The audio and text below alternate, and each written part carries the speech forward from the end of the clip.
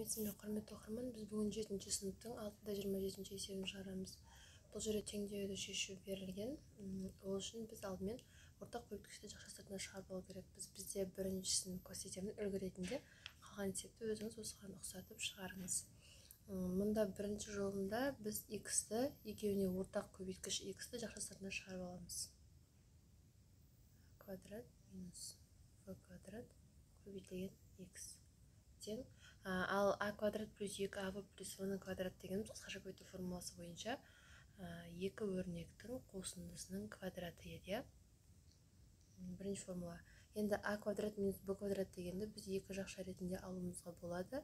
Екі өрнектің айырмасы екі өрнектің қосындысының көбейтіндісіне тең деп алуымызға болады. Тең. Бірінші өрнектің өзін жазамыз. Енді x тең болады а плюс b-ның квадратын біз өткендегі сабақтарымызда айтқан едім. а плюс b деп екі өрнектің қосындыларының көбейтіндісін алуымызға болады. Және а минус v формула бойынша, яғни мына түрдегіні алып бөлу ретінде жазамыз. а плюс v x тең болады. Мұнда 2 плюс қысқарады. а плюс v, а минус v.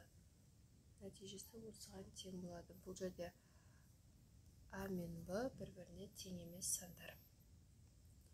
Жауабы осы. Қалғандарын осы сияқты шығарып көріңіз.